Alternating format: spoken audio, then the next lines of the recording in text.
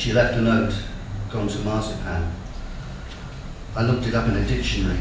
The fallen nuts make dog paste in sand. They list the ingredients in the hotel, the young girl in 127.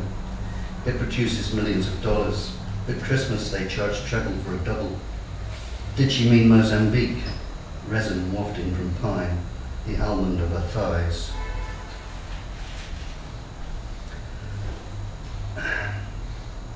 They had lovely hair in the cinema of the 50s and 60s.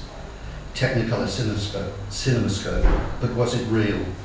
Catherine Deneuve had a headscarf, Victor Mature a pout. You also had lovely hair. I wrote I Love Lucy for Andrew, Donald Duck as Natty Bumbo. Well after Belle de Jour, there was biblical rain when only true lovers kissed.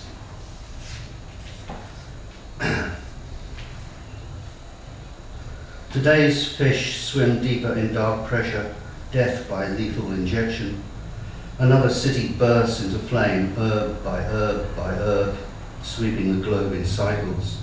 This we know from the Venetians, based in Virginia in 1606, held dreams of world domination, prone to smallpox, malnutrition, swamp fever, at war with Spain or terra incognito.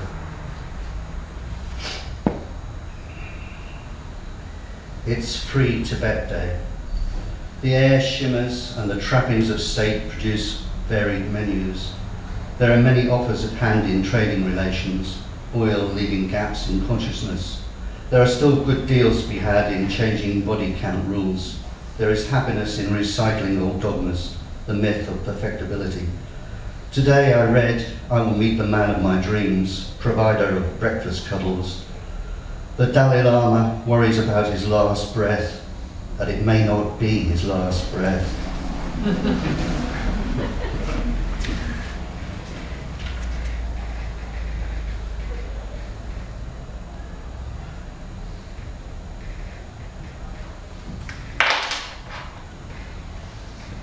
Wolves, a diptych, two sides of the same coin. Recently I've been thinking of making a late marriage to the daughter of a wolf butcher. We'd escape from it all to an island on an endless starlit sky. There'd be a big welcome kiss on the harbour master's wall. You'd have kiss-curled early Doris Day and rose-pink lipstick. You'd wear a snow-white dress sequined with star gems. I'd hold the disket of the world sun-bolt bright in my hand. We'd begin a circus. I'd become a wolf tamer, finally abandoning my fascination with market economies. I'd marry the harbour master under perfectly normal conditions. I'd be the profligate blonde. There'd be a big wet kiss on his lips. He'd have kiss-curled hair, Rick Nelson. I'd wear my white dress encrusted with star gems. We'd go to Nagadoches. I'd hold the reins of the world in my hand, or was it Kansas? I'd embrace the market economy. I'd run off with a Mexican circus owner. I'd marry the medicine man and feed our children to the wolves.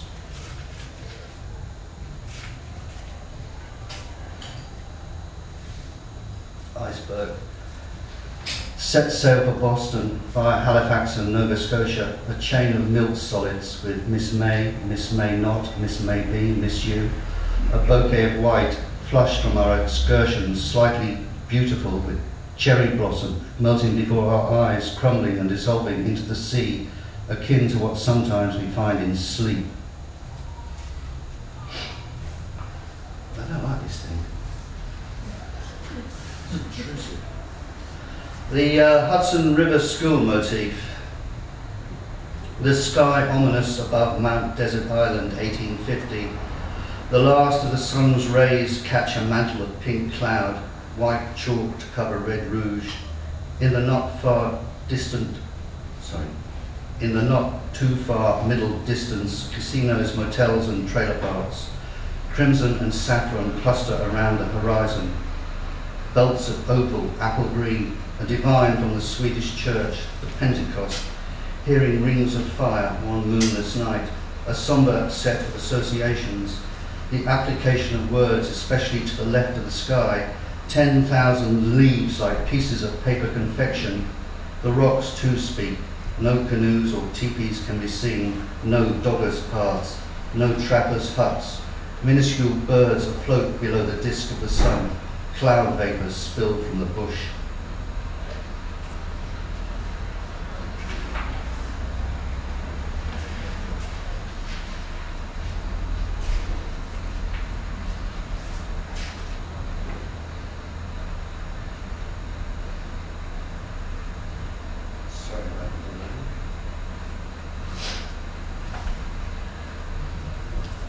Heidegger. Was Heidegger a Buddhist? Did he copulate in the woods, Holzbecker, with a maiden of the woods? Do you remember her subsequent children and the accompanying illustration? There to complete being and perhaps a mushroom or two. Do you remember the woods? Can I be a Buddhist? I'd call you. You need mountains to yodel, my nymph of the woods. Did Heidegger suffer from nympholepsy, or was he too concerned with hammers and nails and wood for his wooden hut? Did he have rat poison? I must get back to you. I must return by the ship of the mind, leading me on, letting me go. If I yodel across the mountain time, would you answer? Those tracks which wind purposely from one point to another, the odd goat and goat herder looking on, the odd whistle from the wolf, Mrs. Woods calling the sheep in. We could retrace our steps through the woods which lead nowhere. I could cook for you wild mushrooms. You could introduce your children and your husband, the woodcutter. Are there trees in the Himalayan foothills?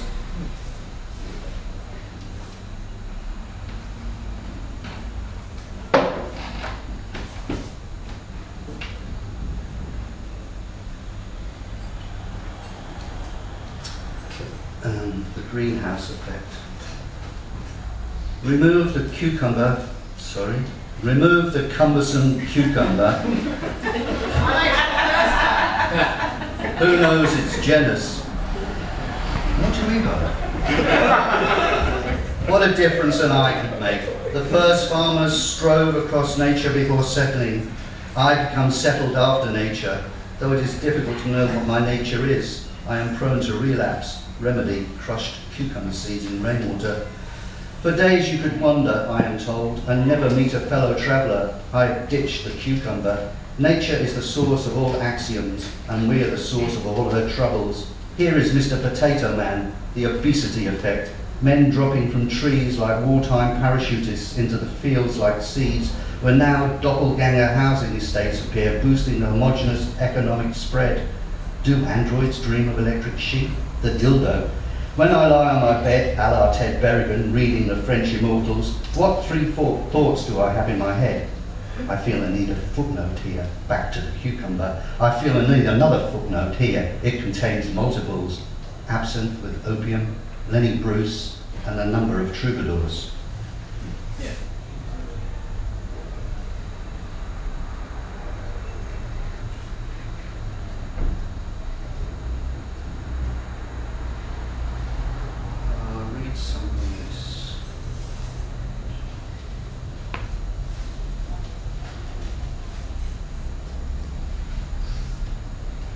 She will not return, I being dead to the heart.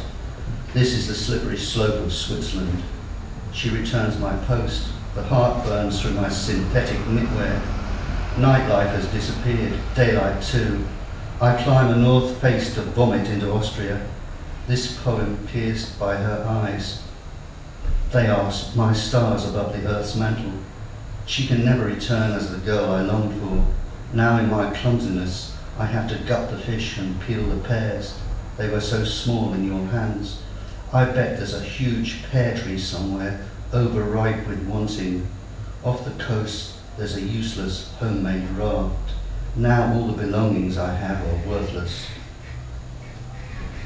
The sentence you gave me was unfair, from which I never recovered. You were proportionate, fine skin, smooth bone and soft lips. Now I'm all head. I would rather there were poison insects in the air instead of my howling in the rain. But it is October, when there were different colours in your eyes. I am restless, so much so I will never recover. It's far too late. Now I have a stick and a toupee. Poetry is useless in these situations, as it is in most others. I look at you, I'm all to see, a small, aweless boat, Noah's potato eyes. I refuse metaphor to analogize. Vaseline won't help, or vile health food extracts. It's your birthday, and I'd kiss you. Later I will destroy this poem. I don't want to be here. The sea is wet, but it can be beautiful, and the sky too is optimal. leading a level sort of life, although delusion may be a part of it. I have sorted my bottom drawer, order to be maintained, but it was always May, and but briefly you were fine and rare extract, some exciting travail to China. Just once you were a place of rockeries, grottos, and winding hill garden pathways. Now there are new plateau lines, sun-splattered mud, and the gentlest of sea breezes. Is this what love and anger come to? An horizon line, waiting for a boat to fish up a bomb?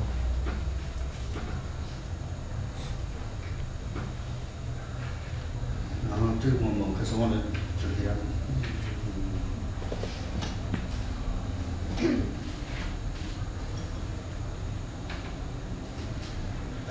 What a day. God, what a horrible day. Week, month, year. The wind howls and I'm sunk in your chair. A line of coke makes me numb. My friends have left me. They couldn't have been my friends. They're thieves on the street. From the valley of the road between two thimbles, the sky is lead in the river. There are no letters. I will live my remaining years lost in thought, yodeling in Switzerland, stacking the freezer with monkfish.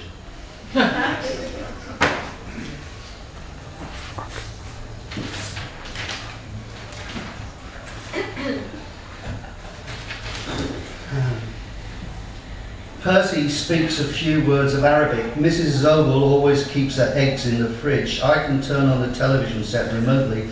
Last winter my parents moved to Florida. Did my parents move to Florida last winter? How often does Percy turn on the television? Little did he realise what was in store when he entered the boys' room. Percy wasn't born yesterday. I find it hard to believe, leave it at that Percy really knows Arabic. Crossing the street against the light, Percy was almost hit by a taxi. The moon came out from behind a cloud and we could see the spaceship only a short distance away. Milo stabbed his wife to death with pairs of scissors he found in the basement. Last Saturday it was Percy's birthday. I told Percy he was a fool to cross the street. Olga and Melanie are quiet girls. What are they doing in the boys' room? Mr. Crump has gone to Burma. He said he went fishing for trout. Mrs. Zobel dropped an ostrich egg on the kitchen floor. It made a big splash. The girls said they were rejected and disheartened. It's hard to believe that Percy really tried speaking Arabic to them. Yesterday we went to Saigon. This month the war gets serious. There is a good bakery in Geelong Street. Percy descends into the street because he's sick. He will not go to Dalat today. Miss Barr bought a blue dress. Land's dress is leaf green. Sausage dress is beautiful. Miss Barr fried 3 chicken eggs. It was Percy's birthday. He was happy. He had a nut cluster, some oranges and a special bird. Lan ate 6 shrimp. Mrs. Barr is now in Geelong Street. The white dress I wore was my mother's 5 bamboo plants. Lan describes a fishing boat. It has gone for shrimp. Mrs. Barr thinks Geelong Street very messy and very smelly. Birds fly. 1 piece of bread. There is a French woman in New York City. A rose plant of a neighbour is on the east side. A perfectly happy person has a vase full of flowers and a dress of sky blue. Ho's white dress is in the closet. Percy descends into a class-divided quagmire. Mrs. Barr slowly sat down. Mrs. Zobel almost always had an extra supply of eggs to hand. The day after tomorrow there will be an orange, a cluster of birds in the evening trees. Your life is a short-lived moth, the names of moths. Mine passes by as a banana. Miss Ho never eats banana. Is Miss Lan Mrs. Barr's child? Mrs. Barr gave birth to Ho in 1940. Sorry, I dream of previous wives. Why did I eat such a large meal? There is plenty for everyone. I ate as fast as lightning. Mrs. Barr gave Lan a bag. Mrs. Barr gave Lan 1 bunch of flowers. The fields lead to several buffalo. I enter a garden. One day passes into another. It's always too late. Mrs. Barr stands beside the grave of her husband. There is gloom all round in the weather.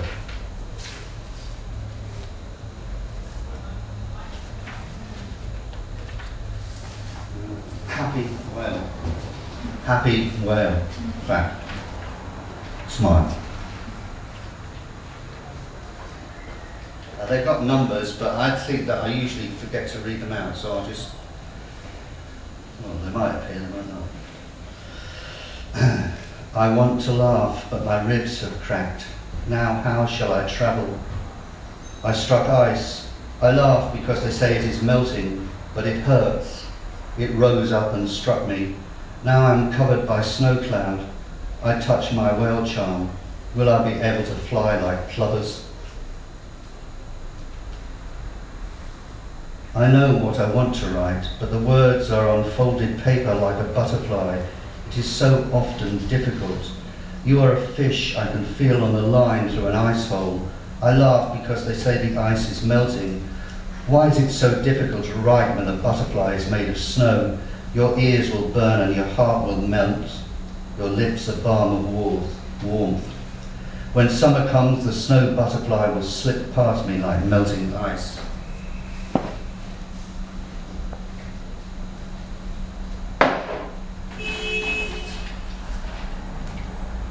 There will always be great men. Keng is one of them, from the land of Telpnan. There are strange tribes there, driving trucks of guano to foreign depots, flying foxes in the trees. There are men with fish heads and more with big bows. In the anteroom they write Keng's name in history. The poor wait at the riverbank, stars shimmering, watering the skies with fireflies. Herds of auroch and deer and mountains of meat walking, moving from Africa to France, through Spain, all with Keng's name on them. We paddle towards the splinters of white ice. Our paddle makes a cautious sound. My eyes catch the discodal inflorescence of a sunflower. We journey towards the centre of our being, survival on thin ice. Reed paddle as reed. On thin ice one must endeavour to be an equal. I saw a caribou with a white bear. I saw a moon man with a cave girl. The further stars look down upon and melt your heart. Poems are made through a process of fragmentation and integration. Compound images, multifocal, are formed. A man with zigzag legs. The blend is at once geometric and iconic. Here people, words, feel themselves turning into animals. The cave girl.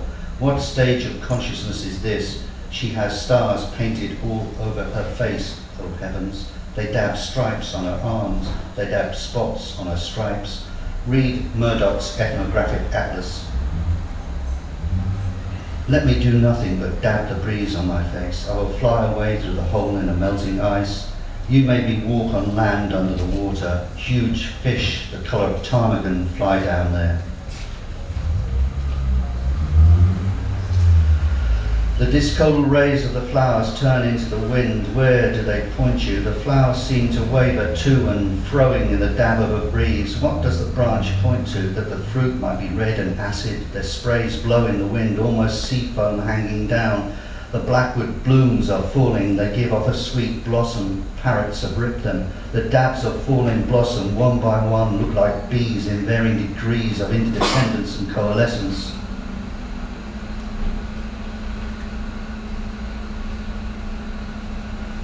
A mood has me count plums on a tree, but it's Wednesday and the sky is a plum pudding made with cloud cover and whipped eggs. From another source I recall a white bear by the edge of an ice floe. I laugh when they say the ice is melting. The sky is full of rain slush and a purple fish the colour of a plum wound in the water. Of one of the enemy they made a bag of leaves and stewed him over a fire. When the minister speaks from a tin of sweetmeats, he speaks with a barbecued forked tongue. He holds himself straight repeatedly. He is not complicit with complicity. He knows nothing of sharp sticks or poisoned arrows, yet his teeth shine like arrowheads, pliers, razor blades, electrodes. In his white shirt and garroted tie, he must remain unchidden. Leif has a great desire to use his magic root, stick stem, wizard rod. This is the road to Yakulta. East writes poems there. Pies rise in price. With it he will catch a dog and skew it, or out on the firm ice he will wait for flatfish. If he has a surplus, he can sell it and move west. The fruit plump at the end of the spray, a spray of stars in the autumn sky, the plump bird at the end of the stars, the squirrel moving from having been to having been. Here is the honey woman climbing up a stick to the neck. Pop gathers moss for wicks, a blowpipe made of bamboo, green lizards on thorn trees, his poisoned arrow. Debbie, the honey woman bee, has long hands. Pop yearns for them. She swims past in the sea, cave girl, full of purple stars. She has no children, only a poor dog and nothing else. This is all Pop knows of the honey woman. Oh, a cold wind runs through the cane grass, acacias bedecked with white flower buds. He bends her back. Her hair flows in the cold wind, making a love nest on the carpet, turning on the heater in the carport. When she left, she took my last jar of honey. The first sound may well have been the smacking of honeyed lips and my digging stick. But she lies in the ground now and will dig no more. She won't lie by the fire or gaze at the hearth, our figures like trees in our limb to limb, or comb out her honey-coloured hair.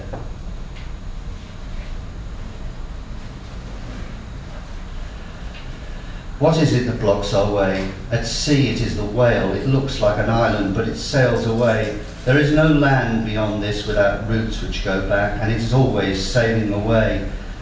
Was there dance before song, the smacking of lips, or image before spoken word? As we paddle, we see it is fading away. To have love and plenty is a good thing, but I am not a good hunter or lover. Seals toil me, crabs pinch me, and bears chase me away. Dogs lead me nowhere over the ice. Women lead me nowhere over the ice. They say that the world is ending, that my bed will be empty and my table will be bare.